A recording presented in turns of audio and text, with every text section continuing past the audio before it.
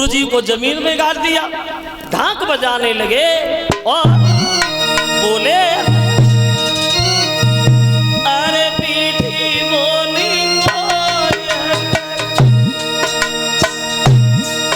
सोनी कौआ रे मीठी बोली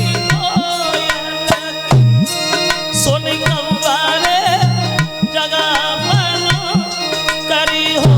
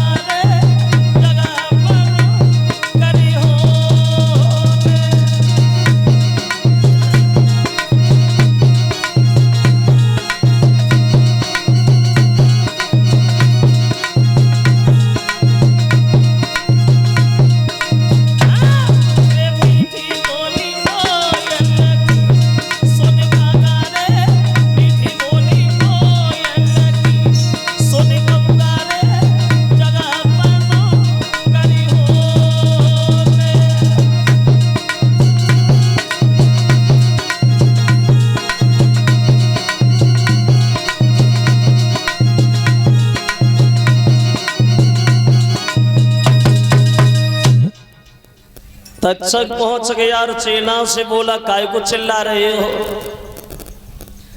अरे इन्हें उखाड़ के देखो, जिंदा हो तो ढाक बजाना, मर गए हो तो तुम काय को मरे जा रहे बिना मतलब में चिल्ला चिल्ला।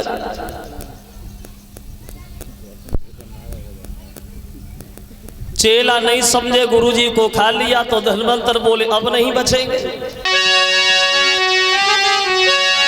बोले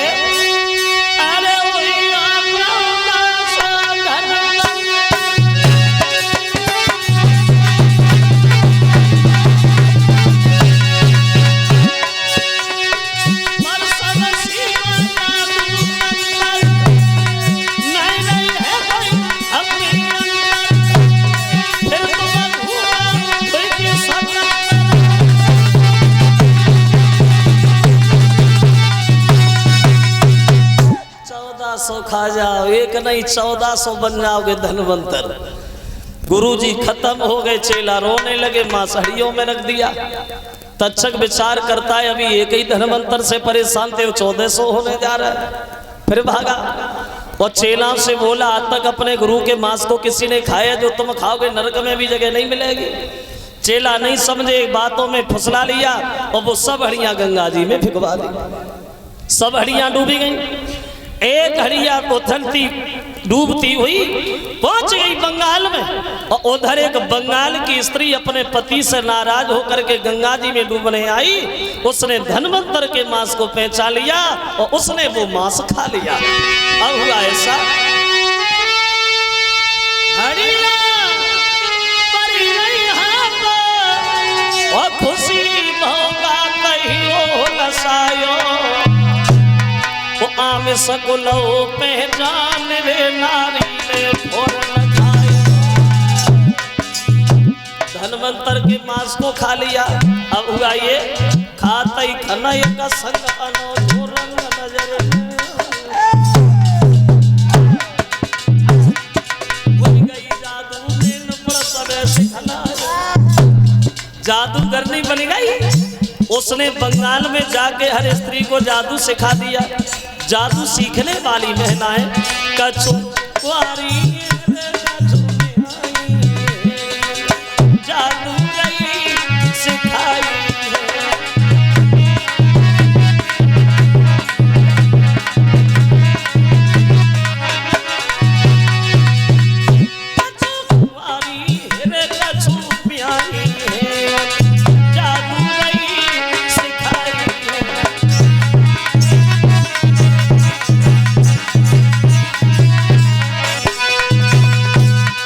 इस तरह से ये जादू हमारे उत्तर प्रदेश से और बंगाल में चला गया। अब वो तक्षक नाग जो है वो चला है और एक फूल में जाकर के छिप गया। अब माली ने फूल समझ के उसे तोड़ लिया और महाराज परीक्षित के हाथ जाके दे दिया। और जब परीक्षित ने वो फूल अपनी नाक से लगाया है श्रोता बंधुओं, परिणाम ये हुआ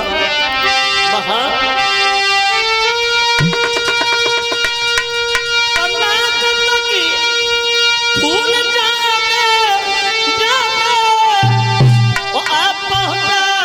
काल मही पति का तक्षक द्वारा हाथ हुआ पर सम्राट परीक्षित।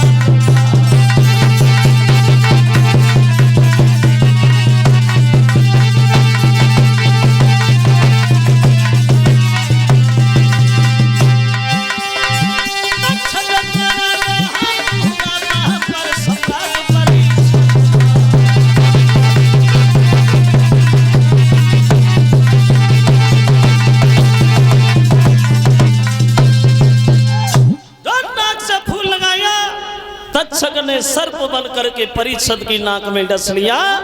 जो विमान आता है और विमान पर बैठ करके परीक्षित महाराज सीधे स्वर्गधाम के लिए प्रस्थान करते हैं। बोलिए परीक्षित महाराज की। इस तरह से इन्होंने सुखदेव के मुखार में से कथा श्रवण की है भक्तों। और सुखदेव के मुखार में से कथा श्रवण करने के बाद इन्हें मोक्ष की प्राप्ति भई है वहां।